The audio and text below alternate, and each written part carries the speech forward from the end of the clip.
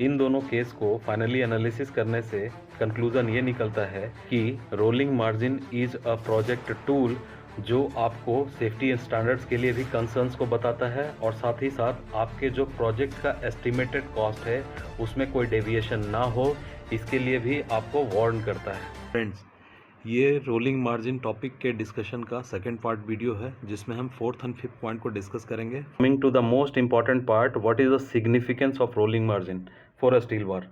Significance को समझने से पहले हमें ये समझना चाहिए कि ये डेविएशन जो होता है वो क्यों होता है। इसके दो कारण हैं। जो स्टैंडर्ड वेट है स्टील बार का कैलकुलेट किया जाता है based on the theoretical value of density and a steel bar. Second, जो डाई होता है रोलिंग प्रोसेस में वो चेंज करते रहते हैं एज पर डिज़ाइन रिक्वायरमेंट। आप देखा होगा स्टील रिइंफोर्समेंट के सरफेस पे जो रिब्स होते हैं वो अलग अलग मैन्युफैक्चरिंग कंपनी जो है वो अलग अलग डिज़ाइन के रिब्स को प्रोवाइड करते हैं। तो ऐसे सिचुएशन में it is very difficult to get the theoretical diameter जो हम डी स्क्वायर डिवाइडेड बाई 162 करके कैलकुलेट करते हैं स्टैंडर्ड वेट को। तो वहाँ पे डी की वैल्यू जो भी रखते हैं, लेट सपोज 20 डाया की बार रख रहे हैं तो 20 mm। तो ऐसे सिचुएशन में वेरिएशन आ जाते हैं because of change in the pattern of the ribs. इस चेंज की वजह से जो प्रोड्यूस किया जा रहा स्टील है उसमें वेरिएशन तीन प्रकार से हो सकते हैं। या तो वो लाइट वेट होगा या स्टैंडर्ड वेट ही बन जाए या फिर ओवर वेट बन जाएगा। Moving to the significance, steel की प्रोक्योरमेंट हमेशा वेट में की जाती है कि कितना मीट्रिक टन ऑफ स्टील आपको प्रोजेक्ट पे डिलीवर करना है। जब आप रोलिंग मार्जिन कैलकुलेट कर रहे होंगे जिस भी पर्टिकुलर लॉट में आपका स्टील आया है साइट पे, और यदि आप ऑब्जर्व करते हैं कि rolling margin is not with in the limit, तो यहाँ पे दो केस राइज होता है, या तो अंडर वेट का केस होगा या ओवर वेट का केस होगा।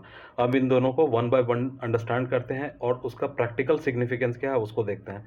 अब इस अंडर वेट रोलिंग मार्जिन की वजह से क्या अफेक्ट हो सकती है। First, design strength and stability of the building. How? Section percentage steel reinforcement will be less. मतलब एक पर्टिकुलर स्ट्रक्चर मेंबर को देखें, जैसे कॉलम को ले लीजिए, तो उसमें जो कितना क्रॉस सेक्शनल एरिया में मिनिमम परसेंटेज ऑफ स्टील होना चाहिए वो कम हो जाएगा। तो अल्टीमेटली क्या अफेक्ट हो जाएगा, आपका safety standard will be compromised. तो ये अल्टीमेटली क्या अलार्म कर रहा है, सेफ्टी कंसर्न को अलार्म कर रहा है। ओवरवेट के केस को देखें तो क्या होगा, length of overweight bar will be less. आप समझिए यूनिट लेंथ स्टील बार का यदि ज़्यादा वेट दे रहा है और हमने प्रोजेक्ट पे 10 टन स्टील का ऑर्डर किया है, तो वैसे सिचुएशन में क्या होगा, स्टील 10 टन आएगा लेकिन जो लेंथ होगी स्टील की वो क्या हो जाएगी, कम हो जाएगी। एक्चुअली जब आप किसी स्ट्रक्चरल मेंबर की स्टील रिइंफोर्समेंट वर्क कर रहे होंगे तो आप क्या करेगा, स्टील की कट लेंथ आपको पता होती है, कितना स्टील लंबा काटना है। तो वैसे सिचुएशन में आपके पास जो प्रोजेक्ट पे जितनी लेंथ आपको चाहिए वो कम हो जाएगी। अल्टीमेटली बात क्या हो गई कि जब प्रोजेक्ट को डिज़ाइन किया गया होगा उस समय एक एस्टिमेटेड क्वांटिटी होगी स्टील की, let suppose 1200 metric ton steel लगने वाला है प्रोजेक्ट में, और प्रोजेक्ट पे स्टील की लेंथ ही कम हो गई। तो वैसे सिचुएशन में क्या होगा, deviation will occur in estimated quantity of steel. इस वजह से प्रोजेक्ट का जो कंस्ट्रक्शन कॉस्ट है वो क्या हो जाएगा, इंक्रीज करेगा। स्टील की क्वांटिटी एस्टिमेटेड थी उसकी कॉस्ट बढ़ेगी। तो बोथ इज अलार्मिंग सिचुएशन। इन दोनों केस को फाइनली एनालिसिस करने से कंक्लूजन ये निकलता है कि rolling margin is a project tool जो आपको सेफ्टी स्टैंडर्ड्स के लिए भी कंसर्न्स को बताता है और साथ ही साथ आपके जो प्रोजेक्ट का एस्टिमेटेड कॉस्ट है उसमें कोई डेविएशन ना हो, इसके लिए भी आपको वार्न करता है। Therefore, rolling margin is a very essential component of a project and it should be looked very carefully. एक क्विक सा डिस्कशन पॉइंट है जो कि वेरी इंपॉर्टेंट है। What is the frequency of testing of rolling margin for a steel बार। मतलब इस rolling margin का calculation मुझे कितनी फ्रीक्वेंटली करनी है। तो इसका आंसर है first, every lot of a steel bar coming in truck.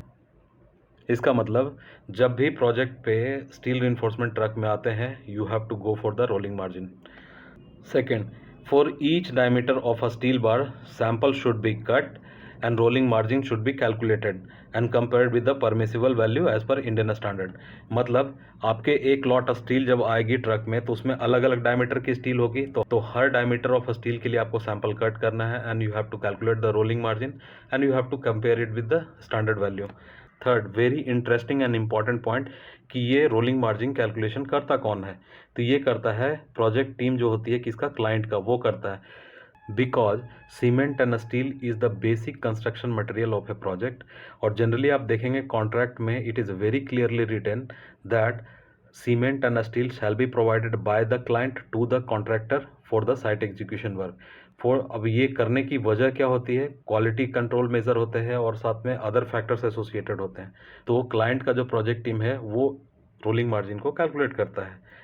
Last point which is a very very very important point, यदि आपका स्टील सैंपल जो है कंफर्म नहीं करता है स्टैंडर्ड को, तो आपको इमीडिएटली रिपोर्ट करना है किसको, प्रोक्योरमेंट डिपार्टमेंट। और ये प्रोक्योरमेंट डिपार्टमेंट जो है क्या है, फिर करेक्टिव एक्शन लेगा।